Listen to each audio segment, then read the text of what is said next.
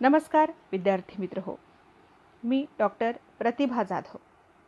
आज आपण बघणार आहोत देश विदेश या तृतीय वर्ष कला मराठी वर्गासाठी अभ्यासायला असणाऱ्या संपादित पुस्तकातील प्रवास वर्णनपर काही उतारे. यातील जो पहिला उतारा आहे तो आहे झाशीवर हल्ला. हा उतारा माझा प्रवास अर्थात 1857च्या बंडाची हकीकत या विष्णू भट गोडसे लिखित प्रवास वर्णनातील उतारा आहे हा. आणि यात विष्णू भट गोडसे काय म्हणतात त्यापूर्वी आपण त्यांचा थोडक्यात परिचय करून घेऊया. विष्णू भट गोडसे वरसईकर, जन्म 1827, मृत्यू 1907. विष्णू भट गोडसे हे अलिबाग जिल्ह्यातील वरसई गावचे रहिवासी. वडील विंचुरकर सरदारांच्या पदरी नोकरीला, घराण्यात भिक्षुकीची परंपरा. प्रारंभीचे शिक्षण वडिलांच्या मार्गदर्शनाखाली झाले. नंतर वेदशास्त्र संपन्न विनायक जोशी शास्त्री यांच्याजवळ अनेक धर्मशास्त्र ग्रंथांचे त्यांनी अध्ययन केले.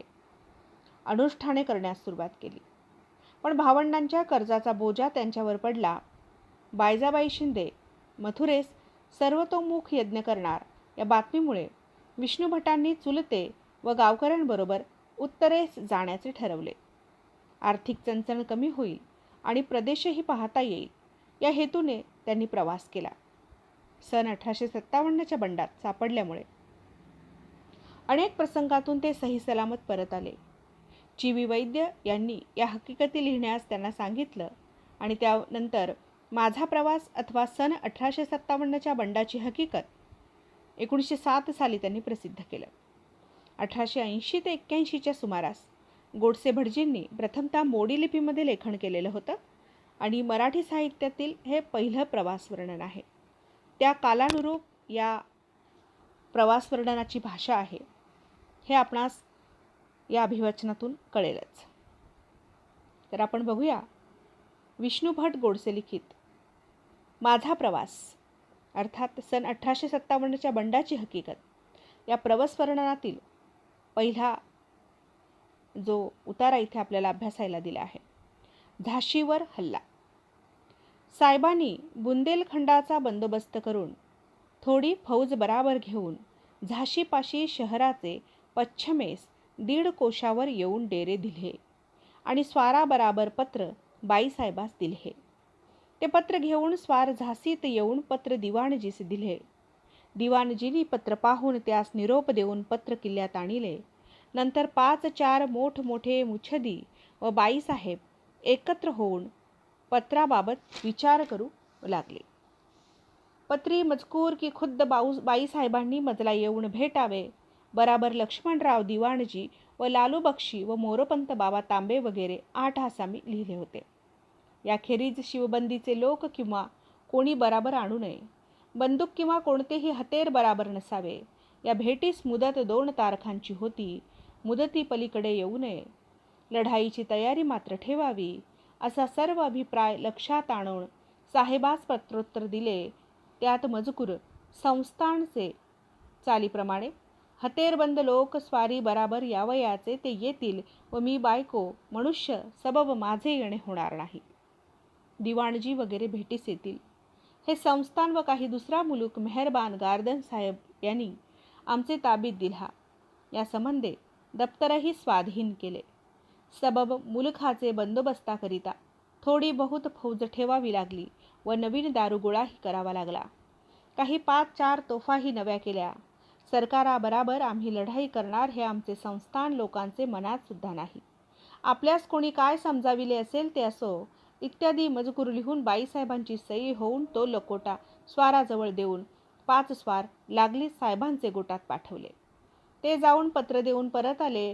नंतर इंग्रजांनी ते पत्र वाचून पाहून लागलीच कूच करून परत दतियाचे राज्यात गेला व चोहीकडे झाशीचा मजकूर कळवून अमुक तारखेस सर्वांनी झाशीवर लढाईस यावे असे पत्रे रवाना केली. इंग्रज सरकाराबराबर वाकडे पडले तेव्हा आता थोडेच दिवसात फार लढाई होईल हे मनात झाशीतील मारवाडी वगैरे सावकारांनी काही रयतेनेही मनात आणून बायका मुले व अर्थ ग्वाल्हेरीस पोचविला. आपण घराचे बंदोबस्ता करता सडे राहिले, तो वैशाख मास प्राप्त झाला. इंग्रज सरकारने झाशीवर जंग करण्याकरता पत्रे पाठवली होती. त्याप्रमाणे सर्व लोक लढाऊ झाशीस हजर झाले. प्रथम झाशी शहरचे दक्षिणेस 4 पलटणा घेऊन साहेब आला आणि झाशीचे किल्ल्यापासून बराच दूर मैदान पाहून तंबू मारून राहिला. त्या दिवशी सायंकाळी आम्ही किल्ल्याचे बुरुजावरून पाहू लागलो. तो हजारो तंबू लहान मोठे टाकिले आहेत आणि जागोजाग अग्नी पेटविला आहे, परंतु तंबू व अग्नी पेटविल्याप्रमाणे मनुष्य भरणा कमी आहे असे समजले. दुसरे दिवशी बातमीदारांनीही असेच कळवले की सरंजामापेक्षा मनुष्य कमी आहेत. तो शहरचे उत्तरेस व पूर्वेस व पश्चिमेस चोहीकडे किल्ल्यावरून पांढर दिसू लागली. मनुष्यही फार जमले. एकंदर इंग्रज सरकारचे लढवाईक लोक सुमारे 60,000 व्हावे व बाजार बुणगे 30-35 हजार असावे. झाशीचे भोवताली सर्व लोकांनी वेढा घातला. नंतर दुसरे दिवशी मोर्चे बांधावे या हेतूने स्वार इंग्रजांचे 10-15 पर्यंत दौडत दौडत जवळ जवळ येऊ लागले. तेव्हा बाईसाहेबांनी सर्व तयारी युद्धाची करून मोर्चावर तोफा ठेवून गोलंदाज उभे राहिले. सर्व किल्ल्यातील बुरुजांवर तोफा रोखून ठेवल्या व शहरचेही तटावर जंग्या जंग्यातून कडामिनी येऊन सिपाई लोक उभे होते व बुरुजावर तोफा मोर्चावर ठेवून गोलंदाज उभे राहिले होते. तो इंग्रजाकडील स्वार किल्ल्याचे पश्चिमेस येऊन नजीक पोहोचले. असे पाहून बाईसाहेबांचा हुकूम घेऊन गोलंदाजांनी बत्ती तोफेस दिली. त्या योगाने सरकारचे स्वार 5-4 मरण पावले. याप्रमाणे 4ही बाजूंनी तोफा सुरू करून इंग्रज सरकारचे फौजेचा नाश फार होऊ लागला. इंग्रजास मोर्चे बांधून गोला लागू होईनासा जाहला. प्रथम तोफेस बत्ती बाईने दिली तेव्हा सायंकाळचा प्रहर दिवस होता. तेव्हापासून इंग्रज मोर्चा बांधण्याकरता 4ही बाजूंनी झटत होता, परंतु मोर्चा लागू होईना. याप्रमाणे 2 दिवस जाहले. शहरात जुने म्हातारे लोक होते, त्यास या शहरात व किल्ल्यात मोर्चा कोठे बांधून लागू होतो हा प्रकार माहीत होता. इंग्रज सरकारास कशी बातमी लागली असेल ती असो. राणीची रणनीती. तिसरे दिवशी अवसीस 4 घटका रात्रीस किल्ल्याचे पश्चिम बाजूवर दक्षिणेकडील अंगास मोर्चा बांधून गरनाळ तोफ सुरू केली व किल्ल्याचे वायव्य कोपऱ्यावर गरनाळ तोफ सुरू केली व शहरावरही 2-3 तोफा सुरू केल्या. बाईसाहेबांकडील सर्व तोफा सुरू ठेविल्या होत्या व कडामिनीचे बंदुकांचे आवाज अगणित सुरू जाहले. लढाई सुरू झाली. शहरावर तोफांचे गोळे फार पडू लागले. तेणे करून रयत लोकांस त्रास फार झाला. तो किती लिहावा व रस्त्यात गोळा पडला म्हणजे लोक मरत, कितीक लोक जखमी होत असत. याखेरीज घरांवर गोळे तोफेचे पडून घरे कितीक पडली व जळू लागली म्हणजे बंबांनी ती घरे विझवीत असत. असा शहरावर कहर जाहला. तसाच किल्ल्यातही फार गोळे पडू लागले. बाईसाहेबांकडील ही बहुत ज्वारीने काम चालले होते. तेणे करून इंग्रज सरकारची फौज जर्जर जाहली. रात्रंदिवस युद्ध सुरू होते. किल्ल्यात वाड्यावर गच्चीवर गोला पडला म्हणजे तेथे तो गोला फुटून मोठा आवाज होऊन त्या गोल्याचे कप्चे 4-5 फुटून जवळची मनुष्य मरण पावावी, जखमी व्हावी. पुन्हा तोच गोळा गच्ची फोडून खालचे मजल्यावर पुन्हा आवाज होऊन पुन्हा 5-4 कप्चे निघून तिथे कोणी मनुष्य असल्यास जाया होऊन मोठा आवाज होऊन गोला फुटून आतील खिळे वगैरे लाल जाहलेले छरे उडून फार मनुष्य मरावी. याप्रमाणे किल्ले तोडण्याचे गोळे इंग्रज सरकारने बहुत खराब केले. यक्क गोळ्यास खर्च 500 रुपयेपर्यंत असावा असा सुमार लोक करीत असत. 1-2 गोळे न फुटता तसेच पडले. ते वजन करून पाहता 60-65 शेर पके वजन भरले. याबरोबर लढाईची धूम चालली होती. शहरात दक्षिणी मनुष्याकरता श्री गणपती मंदिरात अन्नछत्र ठेवले होते व इतर लोकांकरता सदावर्त ठेवले होते. याखेरीज चणे फुटाणे डाळे चुरमुरे देत असत. तिसरे दिवशी 2 प्रहरचे सुमारास किल्ल्यावरील दक्षिण बुरुजावरची तोफ इंग्रजाकडील गोलंदाजांनी बंद केली. तेथे मनुष्य ठरत नाहीसे जाहले. तेव्हा लोक फार हवालदिल झाले. इतक्यात पश्चिमचे बुरुजावरील गोलंदाजांनी मोर्चातून तोफ काढून दक्षिणेकडे मोर्चा करून दुर्बीण चांगली लावून तोफ सुरू केली. तिसरे आवाजा बराबर इंग्रज सरकारचा उत्तम गोलंदाज गोरा लोक होता, तो ठार मारिला. बाईसाहेबांनी लागलीच त्या गोलंदाजास रुपयाचे 80 तोळ्याचा चांदीचा तोंडा बक्षीस दिला. रात्री शहरावर तोफेचे गोळे येत ते पाहण्याकरता आम्ही मंडळी बाहेर बुरुजावर बसून पाहत होतो. 55 शेरापासून 65 शेरापर्यंत जरी वजनाचा गोळा होता तरी रात्रो गरणाळीचे तोफेतून उडाल्यावर आम्हास चेंडूसारखा लहान आणि लाल केवळ अग्नीप्रमाणे दिसे. दिवसा सूर्याचे तेजामुळे गोळे दिसत नसत, यामुळे लोक फार खराब होत असत.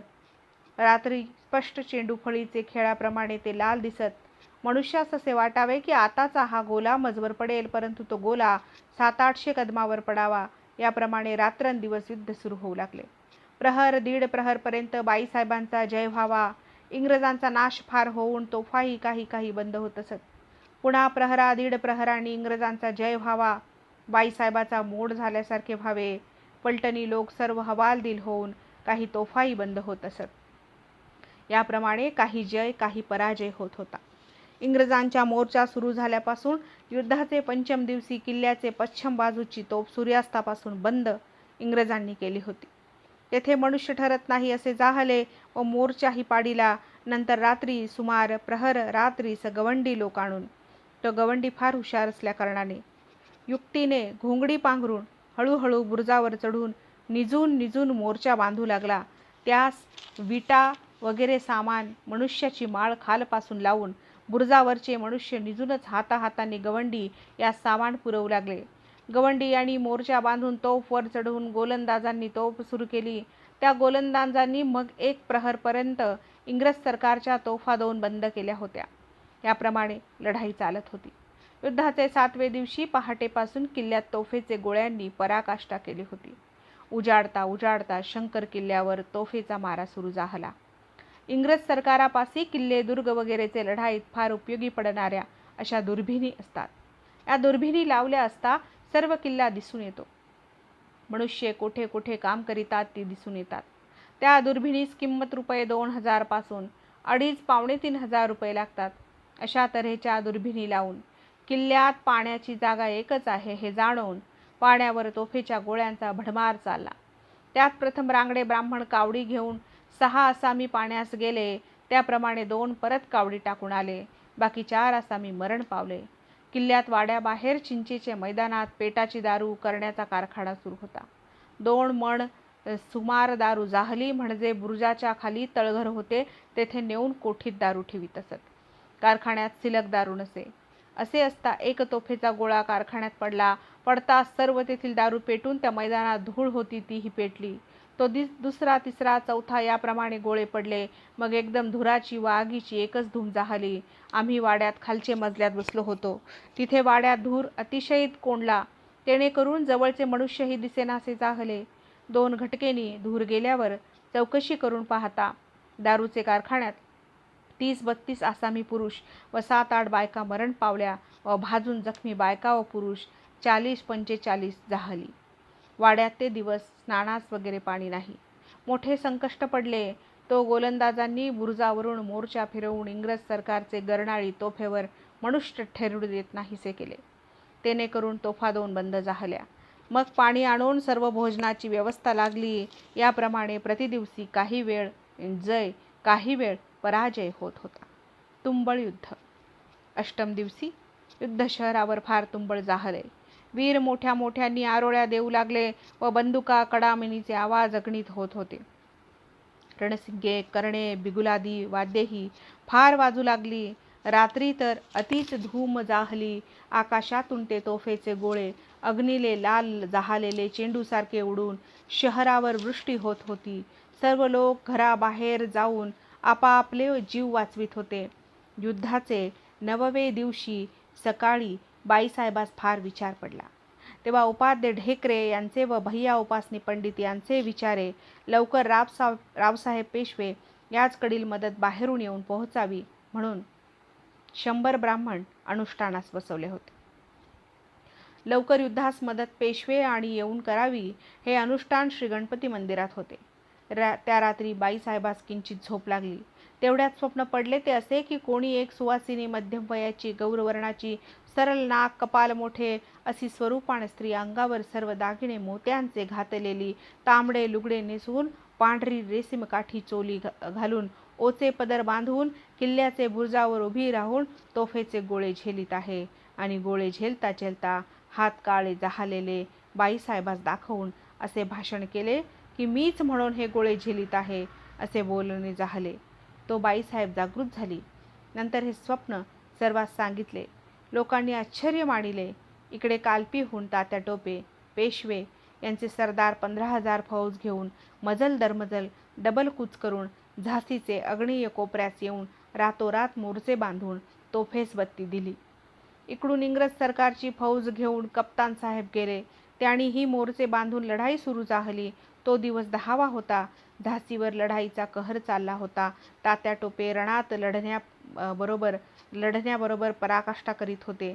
त्या इंग्रज सरकारची फौज जर्जर जाहली. रणांगणात कोणास भान राहिले नाही. मैदानात समोरासमोर लढाईचा प्रसंग. तेथे रणवाद्य वगैरे नादाने तो प्रदेश भरून झाशीतही किल्ल्यावरून दुर्बिणी लावून पाहत होते. स्वार हस्तनळीच्या तोफांनी भडमार परस्परांवर करीत होते. पायदळाबरोबर लढत होते. तात्या टोपे यांचे लोक सरस लढाईत जाहले. लवकर जय यावा तो प्रारब्ध दशेनी अकस्मात वारा फिरला आणि धूर पेशवे याजकडे उलटा जाहला. असे इंग्रज सरकारचे फौजेना पाहताच मोर्चातून तोफा काढून पुढे चाल करीत चालले. तेव्हा रिसाल्याचे लोक म्हणजे स्वार जीव भीती सोडून फार पुढे मार करीत चालले. तेणेकरून पेशवे यांचे लोक भयातूर होऊन रण सोडून पलावयास लागले. 24 पणी 36 पणी तोफा टाकून तात्या टोपी सुद्धा सर्व लोक पळून गेले. असे इंग्रजाने पाहून त्यांच्या तोफा वगैरे सामान घेऊन लढाई बंद करून झाशीपासी आपले गोटात सकाळी 10 वाजता पोहोचले. इंग्रज सरकारचा जय झाला. त्या योगाने सर्वांस हिंमत जास्त आली. नंतर इंग्रज सरकारने शिकस्त लढाई बदलची केली. त्या रात्री सर्व शहरचे लोक व किल्ल्यावरील लोक जागरण करीत होते. उजाडल्यावर 11वा दिवस युद्धास प्राप्त झाला. बातमीदार यांनी असे कळवले की इंग्रजापासी दारुगोळे नाहीसे झाले आहेत. असे करिता आजचा दिवस पुरतील. नंतर त्या दिवशी बाईसाहेबांनी स्वतः तरवार बांधून बुरुजावर तोफा बंद झाल्या होत्या त्या गोलंदाजास बक्षिसे वगैरे देऊन आपण स्वतः तोफेची बत्ती देण्यास उभ्या राहिल्या होत्या. धुरंधर युद्ध चालत असता इंग्रज सरकारने गरणाळी तोफा सर्व किल्ल्यातील वाड्यांवर सुरू केल्या. तेव्हा वाड्यात दुसरे मजल्यावर श्री गणपतीचे मखर, भाद्रपद मासी व नवरात्र उत्सव वगैरे कथा कीर्तन करण्याकरता पूर्वापार केलेले होते. तेथे सर्व ऐने महालच होता.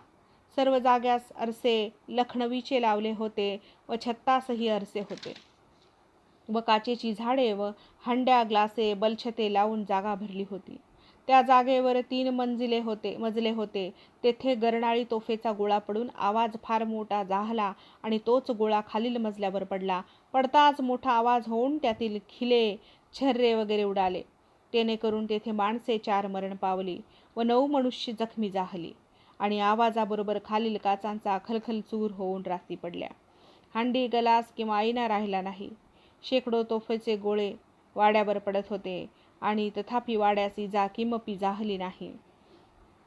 गोळा गच्चीवर आपटून तो गोळा 3 छते तोडून खाली पडून शांत होत असे.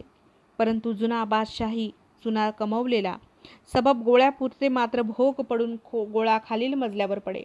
परंतु भोकापेक्षा जास्त काम तडावले नाही व फुटलेही नाही. मजल्यांची गोळ्यामुळे चालणीस जशी भोके असतात अशी भोके दरोबस्त ठिकाणी पडली. असा वाडा मजबूत आणि चुना कमवलेला होता. त्या वाड्यास पैसा किती लागला असेल तो असो. त्या दिवशी वाड्याचे दरएक दालनास गोळे अति पडू लागले. तेव्हा सर्व मनुष्य घाबरून मध्येच एक खोली होती त्या खोलीत निर्भय मानून त्या खोलीत शिरली. कारण त्या खोलीवर 5 मजले होते. त्या खोलीस मनुष्य जमता 64 माणसे जमली आणि खोलीस गर्दी झाली. त्यात आम्ही शिरलो होतो. दासी बायकाही त्यातच होत्या. सर्व माणसे उभीच होती. दिवस उन्हाळीचे. गर्दीमुळे व जीव भीतीने अंगास घाम फार सुटला. श्वास देखील सोडण्यास जागा नाही. आम्ही अगदी घाबरून गेलो होतो. त्या खोलीत एकंदर 4 घटका होतो. मृत्यू भयाहून दुसरे भय नाही. जीव कासावीस सर्वांचे जाहले तो इतक्यात बाईसाहेबांकडील गोलंदाजांनी गर्दी उडवून इंग्रजांच्या तोफावर गोलंदाज वगैरे मनुष्य ठरू दिली नाहीत. तेणेकरून वाड्यावर गोळे पडत नाहीसे झाले. मग त्या खोलीतून सर्व लोक बाहेर निघाले. याप्रमाणे नेहमी प्रहर 2 प्रहर जय होऊन पुन्हा संकष्ट प्राप्त होत होते. फितुरीचा प्रत्यय. त्या रात्री बाईसाहेब स्वतः शहरावरचे लढाईत व किल्ल्यावरचे लढाईत स्वतः फिरून बंदोबस्त ठेविला होता. तो बातमीदारांनी येऊन असे कळवले की इंग्रज सरकारने झाशीवर 2-2.5 लक्ष रुपयांचे गोळे व दारू खर्च करून परिणामी जय होईल असे वाटत नाही आणि दारुगोळाही संपला आहे. उद्या एक प्रहर दिवस सकाळी होईपर्यंत लढाई होईल. पुढे लष्कर उठून जाईल. तो इतक्या दरवाजावर मदोन्मत्त हत्ती बांधला होता. त्या पिलखाण्यावर 2-4 गोळे तोफेचे पडले. त्याप्रमाणे एक गोळा हत्तीचे पाठीवर पडून पाठ फार भाजली. तसेच गोळे घोड्यावरही पडून घोडे उत्तम मरण पावले. बाईसाहेबांचा शिकारखाना होता. तेथे पोपट देशोदेशीच्या व साळुंख्या, मैना, मोर, अनेक पक्षी व हरण, सांबले वगैरे पशु शिकारखान्यात होते. तेथे तोफेचे गोळे पडताच ओरडून ओरडून सर्व प्राण्यांनी प्राण एकदम सोडिले. त्या अनर्थास पार नाही. अशी लढाई एकंदर अहोरात्र 11 दिवस अष्टौसी प्रहर लढाई जाहली. उजाडताच 12वा दिवस सुरू होणार. तो पहाटेस उजाडता 1.5 घटका रात्री शहरातली दक्षिणेस दुलाजी सिंग परदेशी सरदार 4000 फौजेचा मालक लढत होता. त्याचे ताबीत तोफा होत्या. त्या दोन्ही तोफास बाजरीच्या थैल्या गोल्याचे ऐवजी फितुरपणाचे योग्याने दिले. हे आवाज ऐकताच सर्व लोकांचे धीर तुटून गर्दी जाहली. सर्व लढवाईक लोक घाबरून जातात. तो आणखी आवाज 5-4 वायबार जाहले. तो उजाडले तेव्हा आम्ही व काही सरकारी लोक 6वे मजल्यावर होते. ते 3रे मजल्यावर येऊन पाहू लागलो. तो इंग्रज सरकारने मजूर वगैरे मनुष्यांचे डोक्यावर गवताचे भारे पाण्याने भिजवून देऊन ती मनुष्य एकंदर 3000 पासून 4000 असावी. गवताचे भारेवाले लोक पुढे घालून त्याच मागे बाजूंनी वगैरे गोरे लोक कडामिनी तुबुका बंदुका घेऊन एकदम हाला करीत करीत शहराचे तटापर्यंत पोहोचले. गवताचे भारे सर्व तटानजीक एककावर एकक ठेवून वरपर्यंत जिन्यासारख्या वाटा करून हजारो गोरे लोक शहरचे तटावर दिसू लागले. तेव्हा त्या बाजूवरचे सिपाई लोक सर्व भयातूर होऊन हातेरे टाकून गावात शिरले. तिथे कुणी राहिले नाही असे किल्ल्यातून बाईसाहेबांनी पाहून विलायती लोक म्हणजे मुसलमान अरबांसारखे नोकर बहुत दिवसांचे होते. ते समोर सुमार 1,500 तरवारबंद बराबर घेऊन स्वारी किल्ल्यातून खाली उतरले. 1500 विलायती लोक घेऊन खालच्या मोठ्या दरवाजातून बाहेर मैदानात जाऊन दक्षिणेकडे वळतात तो तिकडून हजारो गोरे लोक आले. त्यांच्याही तरवारी मेनातून काढून नागव्याच होत्या व विलायती लोकांच्याही तरवारी नागव्या हातातून होत्या. बाईसाहेबांनी तरवार नागवी हातात घेऊन शूरत्वाचे आवेशाने सर्वांमागे चालत असता सर्वांचे मध्यभागी स्फुरण येऊन गेल्या. ते समयी शुद्ध भारतीय युद्धाचीच उपमा देण्यास उपयोग आहे. तरवारीचा चकचकाट एक क्षणभर पडला. गोरे लोक व विलायती लोक एकत्र होताच 50 अंक योजण्यासही उशीर लागेल इतके अवकाशात तरवार उभयतांची लागले. तो गोरे लोक भयातूर होऊन शहरात पूर्वेस रस्ते गेलेले त्यात आपला जीव बचावण्याकरता शिरले आणि तेथून कडामिनीच्या गोल्या घालू लागले. जेव्हा विलायती लोकांचा उपाय नाहीसा झाला तो बाईसाहेबांचे पदरी जुना सरदार 65 वर्षांचे वयाचा होता. तो पुढे येऊन बाईसाहेबांचा हात धरून असे कळवले की महाराज, आज या समयी आपण पुढे जाऊन बंदुकीच्या गोळीने मरणे आणि रांड मरणे सारखेच आहे. यात लौकिक नाही. ते गोरे सर्व इमारतीचे आड गेले. तेथून बंदुकीने आपल्यास मारतील त्यापेक्षा किल्ल्यात जाऊन दरवाजे बंद करून पुढे ईश्वर युक्ती सुचविल तसे करता येईल, परंतु हे वेळ परत जाण्याची आहे असे सांगून बाईस धरून परतविली व आरोळी देऊन विलायती लोकही परतले. किल्ल्यात येऊन दरवाजास अडसर ठोकून स्वस्त लोक राहिले. इकडे शहरात गोरे लोक शिरून पुरुष मात्र जितका आढळत चालिला तितका कडामिनी बंदुकीच्या गोळ्या घालून मारू लागले आणि शहरास आग लाविली. ती प्रथम हलवाई पुरा पेटवून दिला आणि बिजन करण्याचे काम सुरू केले. 5 वर्षांचे वयापलीकडे 80 वर्षाचे आत पुरुष मात्र शोधून मारण्याचा आरंभ केला. ते समयी शहरावर जे लोक बाईसाहेबांकडील लढवाईक होते ते सर्व पळून शहरात आले आणि घरोघर जाऊन जीव भीतीने कोणी नहावी पाहून मिशा दाढी मोठमोठे केले. कले वस्ताराने काढून टाकून गोपीचंदनाचे टिळे लावून गळ्यात तुलसीचे काष्टांची व रुद्राक्षांच्या माळा घालून बसले. ज्यास नहावी सापडला नाही त्यांनी कातर घेऊन केश दाढीचे वगैरे मिशा कातरून साधू होऊन कयेक लोक बसले. शहराची चारी बाजूंनी हजारो गोरे लोक शिरून बिजन करीत चालिले. तेव्हा त्या शहरात कहर किती जाहला असेल त्याचा अजमास करवत नाही. शहरात हलकल्लोळ जाहला त्यास पार नाही. ते समयी शहरात मध्यभागी लहानसा बाग भिडे यांचा होता. त्या बागात चोहीकडे मनुष्य शिरली. बायका व पुरुष व मुले एकंदर संख्या सुमारे 20,000 पर्यंत होती. तेथे गोरे विजन करण्याकरता आले. तेव्हा सर्व लोक घाबरून भूमीवर नमस्कारासारखे पडून गोरे लोकास असे कळवले की साहेब, आम्ही सर्व रयत लोक आहो. त्यात कोणी लढवाईक नाही. आम्हास जीवदान द्यावे. ते समयी गोरे लोकास त्या सर्व लोकांची दया येऊन बागेचे दरवाजे सर्व बंद करून सर्वांस अभय देऊन आपला पहारा दरवाजावर ठेवून त्या लोकांचा बंदोबस्त करून घरोघर गोरे लोक शिरण्यास गेले. जेथे जेथे पुरुष दुष्ट जाहले तेथे तेथे मारिले. गोरे घरात शिरल्याबरोबर पुरुष सापडला म्हणजे त्यास धरून रुपये, सोने, मोते वगैरे अर्थ असेल तितका निघे तेथपर्यंत त्या पुरुषाचे हाल करीत असत. कोठे कोठे द्रव्य सापडले ते पुरुष त्यावेळेस सोडून दिले. कितीक लोक गळ्यास फास पंचाचा घालून रस्त्यावर नेऊन मारझोड करून कबूल अर्थाविसी आणून पुन्हा त्यास घरात आणून भूमीत किंवा कोठे ठेविला असेल तो अर्थ घेऊन त्यावेळेस त्या पुरुषास न मारिता सोडून देऊन गेले. पुन्हा दुसरे गोरे लोक येऊन त्यास तोच पुरुष सापडल्यास ठार मारूनही टाकीत असत. परंतु स्त्रियास गोरे लोकांनी मारले नाही. परंतु काही स्त्रिया उमेदवार कुलीनाच्या होत्या. त्यांनी असा विचार केला की आता गोरे लोक आपल्यास वाटवतील म्हणून पुढील दरवाजाशी गोरे आले असे पाहून मागील दारी जाऊन विहिरीत जीव दिले. कोठे असेही झाले, घरात गोरे येऊन नवऱ्यास बंदुकीची गोळी घालतात तो त्याच्या स्त्रीने पुरुषास येऊन आपले देहाने वेष्टित करावे किंवा त्याचे अंगावर पडावे. ती गोळी बंदुकीतून सुटून बायकोस गोळी लागावी आणि ती मरण पावावी. गोळी चुकले असे पाहून गोरे लोकांनी पुन्हा गोळी घालून पुरुष मारावा. परंतु बुद्धिपूर्वक गोरे लोकांनी स्त्रियास मारले नाही. आता जेथे ज्या घरी पुरुष सापडले नाही त्या घरी बायका पाहून त्याचपासून दूर उभे राहून अंगावरील वस्तवानी सर्व त्याचपासून उतरून घेऊन घर सर्व शोधून गेले. शहरात घोडे, उंट, हत्ती, कुत्री वगैरे जनावरे पाण्याकरता रस्ती ओरडत फिरत होते. शहर सर्व दीन होऊन हलकल्लोळ चालला होता. जिकडे तिकडे रडारड चालली होती. गोरे लोक घरात शिरले म्हणजे काठीने भिंत ठोकीत पाहता मध्येच भिंत फोडून अर्थाचे भांडे काढीत असत. असेच भूमीतूनही द्रव्य ठेवलेले काढीत असत. फितुरीचे बक्षीस. याप्रमाणे व्यवस्था सुरू झाल्यावर मोठा कप्तान साहेब शहरात लागलीच येऊन दुलाजी सिंग परदेशी त्याचा शोध करू लागला. दुलाजी सिंगास असे कळले की माझा शोध साहेब करीत आहेत असे समजतात मी दुलाजी सिंग आहे असा शब्दघोष करीत करीत मुख्य साहेब कोतवाल चौकीसी होता येथे येऊन साहेबास सलाम करून आपले नाव सांगून उभा राहिला.